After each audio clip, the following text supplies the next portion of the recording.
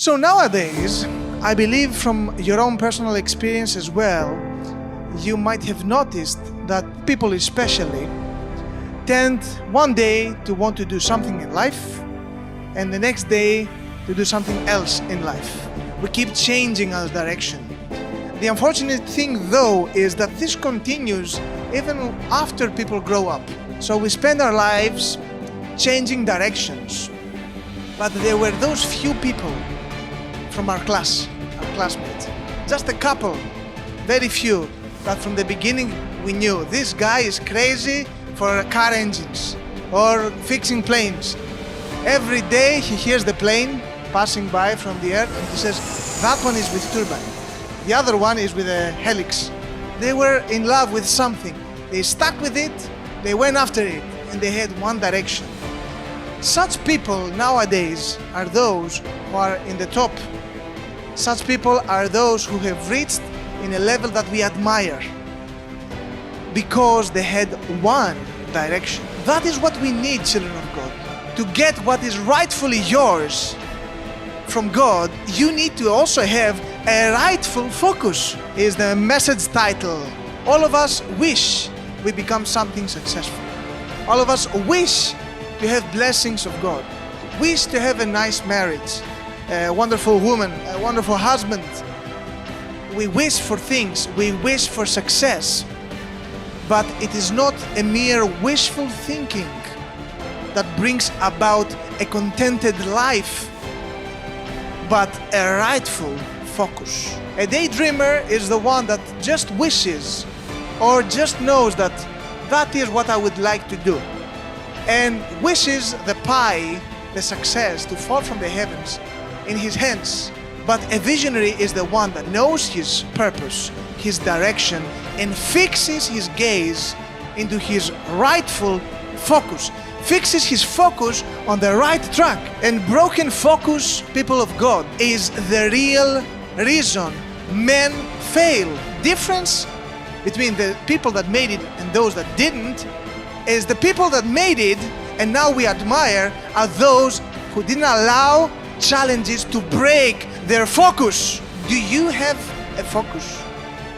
Do you have direction in life? Do you know why you're alive? Are you heading somewhere? Challenges are not to blame. As long as we live according to the Word of God, there will be challenges, situations that contradict the Word of God, the promises of God for you. Tell your neighbor, no mortal man or devil can supersede the plan of God in your life. There is only one person. Tell your neighbor, there's only one person who can get you out of the will of God, and that is you.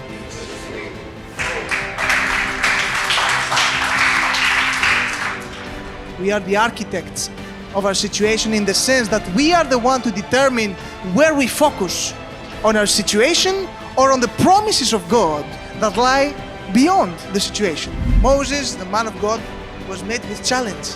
The Red Sea in front, and behind him, the army of the Pharaoh. Moses was in challenge, in tribulation, like many of us are. We are passing through circumstances and challenges. But as I mentioned, he had decided his direction. I am going to the promised land. No matter what comes, no matter what happens, that is my direction. When you decide your direction, God will give you the energy for the distance. Similarly, Joseph, you know, he had the dream, he believed his dream, and he started his journey, and he passed from his 17 years old until his 30 years old when he became the head. He passed through a lot of challenges. Have you ever wondered how he was energized to go through this rough plain, through this rough journey on his own? Joseph had decided his direction. God said it, I will be the head. I don't know how, I don't know exactly when, but that is my direction. I don't care what people say, I don't care what the circumstances are saying, that is my direction. That is how he got divine energy, strength, from God to cover the distance. What we are feeling today is as a result of our focus. What you are feeling today is as a result of your focus. If today you feel hopeful, strong, energized, courageous, congratulations, you focused on God and His sufficiency and not in your present circumstances.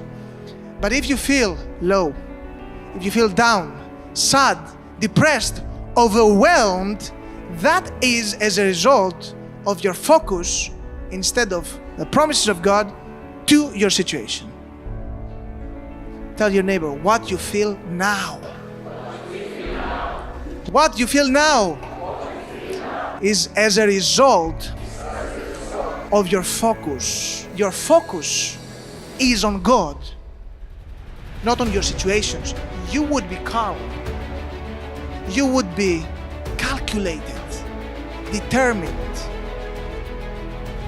Even though your surroundings, everything around you might be unquiet. How do you build that rightful focus?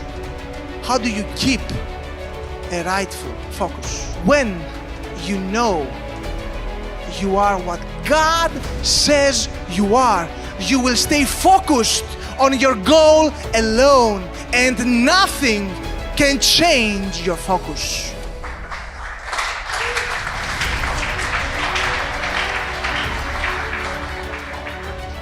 Tell your neighbor, I know. I don't know about you. From the other side, I don't know about you. But for me, I am what God says I am. I have what God says I have. And I can do what God says I can do. Because I have a rightful focus on Jesus Christ. Because faith, keep going, faith focuses on Jesus Christ and His sufficiency.